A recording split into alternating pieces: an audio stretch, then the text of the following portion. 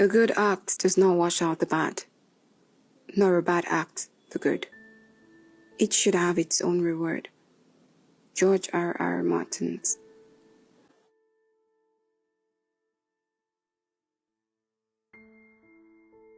The Midwestern region was a division of Nigeria in 1963.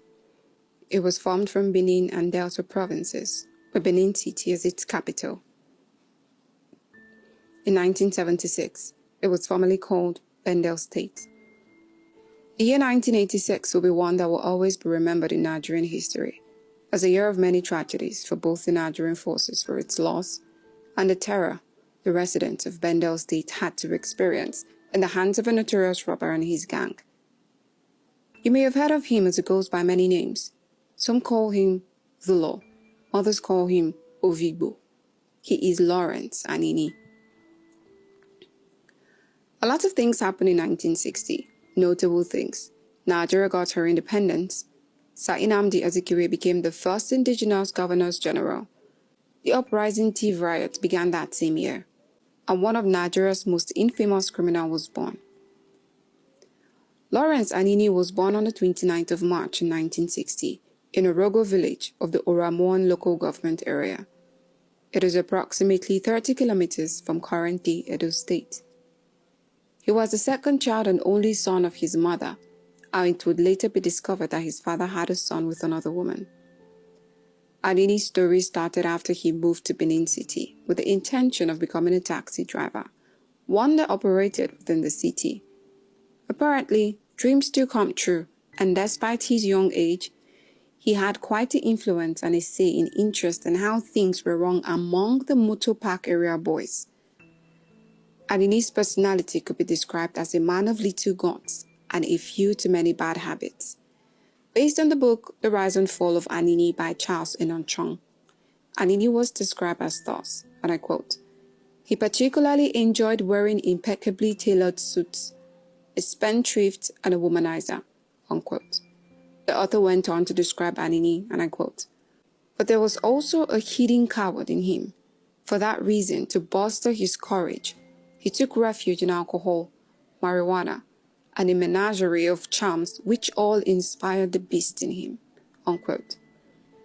Despite Anini's lack of formal education, Anini was reported to have written numerous letters to media houses, portraying himself as a person with a hero complex.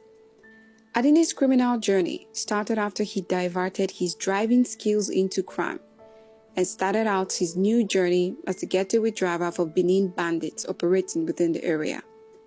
This would be a learning curve for him and the foundation for his new career, and shortly after, he set up his own gang, and it was made up of Monde Usumbo, the bloodthirsty deputy, Solomon Osemenkwe, John Bull Ahuwan, Moses Idahosa, Philip Iwebulua, Bernard Obi, and Friday Upongwan. The gang started their path as sky hijackers and armed robbers, attacking both buses and banks. He was quite the character because he was nicknamed the Outlaw King of Benin by the media.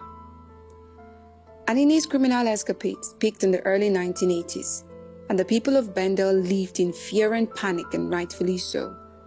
He and his gang were notorious in their dealings as they killed, kidnapped, raped, and even going as far as attacking the convoy of a police commissioner and an inspector general of police. It should be noted that despite Anini not having any formal education, he was smart and witty enough to defy all security measures put in place. And while that may have been true, it should also be known that he allegedly had some officers on payroll. These officers would often give sensitive information, and this would make it difficult for the police to make an arrest, and would also be said to be the alleged reason for his 4-month rampage against the police before he was finally apprehended in December of 1986. Anini's 4-month rampage, which lasted from August to December, was alleged to have been as a result of the compromised police officers who had been under Anini's payroll. They were to suppress evidence in an ongoing case involving members of his gang, but the deal did not yield the desired result. This so-called betrayal resulted in the loss of 2 of his gang members due to their refusal to destroy evidence, despite having received their agreed-upon settlement. Anini was so outraged. And on August 1986, Anini and his gang embarked on a 4-month terror rampage that will go down in history as one of the most tragic crime cases in Nigeria. The beginning of his terror was marked by the attack on First Bank located in Sabongida Ora in Edo State. In this operation, they successfully parted with $2,000 and sadly, a policeman and others were killed. In that same month, 2 police officers were reportedly shot dead while on duty at a barricade while trying to stop Anini's car, and in the span of 3 months, he was noted to have killed 9 police officers. On the 6th of September of the same year, Anini and his gang snatched a Peugeot 504 from Albert Otoye, the driver of the then Assistant Inspector General of Police, Christopher Omeben. During the course of the robbery, the driver was killed and his corpse was hidden. The skeleton of the driver would be discovered 3 months later, 16 kilometers away from Benin. Following his previous attacks, Anini's men reportedly killed 2 policemen in Orion local government area, and it was still reported that 3 more robbery attacks with Anini's involvement happened that same month. A day after, Anini was said to have thrown wads of cash on the ground, and this will earn him the heart of the people, giving him the nickname Robin Hood. With the frequency and intensity of his crime, the then head of state, Ibrahim Badamasi Babangida, didn't fail to take notice of Anini's activities.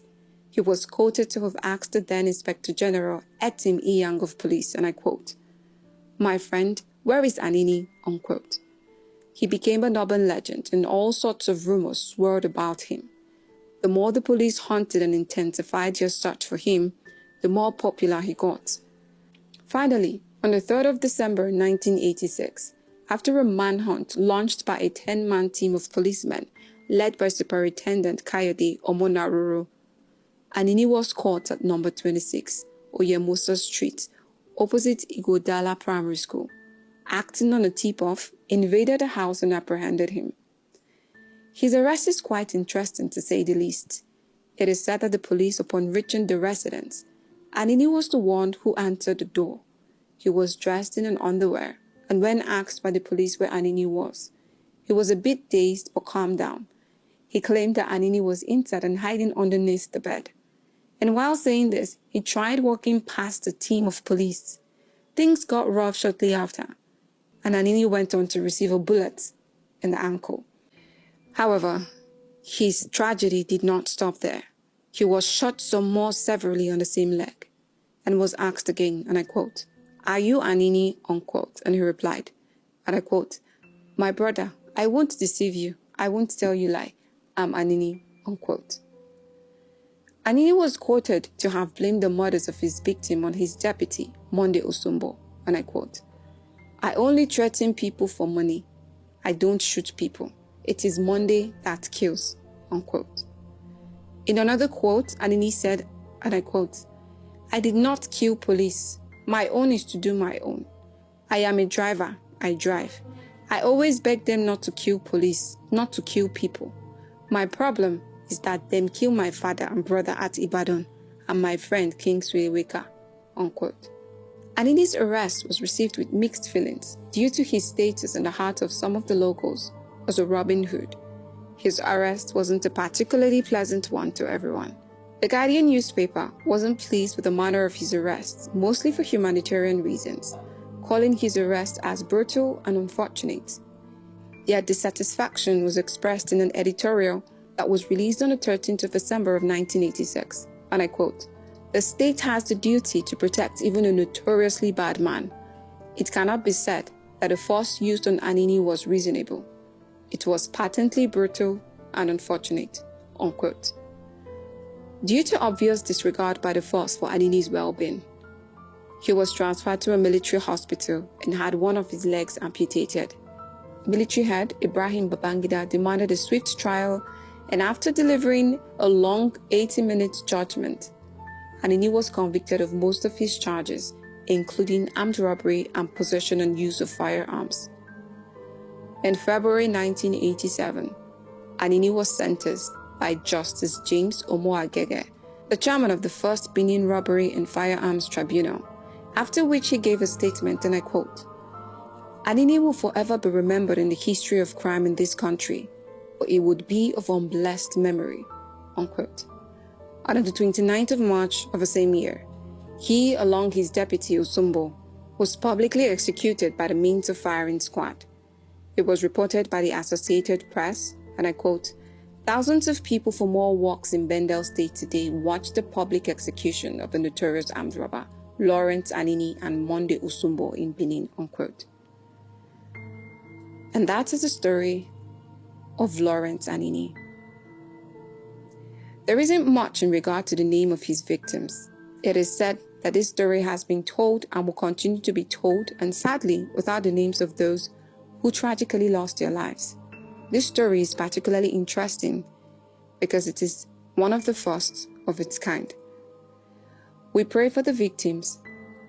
May their gentle souls rest in peace and their families recover this loss. And even though we don't know them, we haven't forgotten them, and pray for a peaceful eternal rest for every single one of them. Consider hitting the subscribe button and the notification bell. Stay safe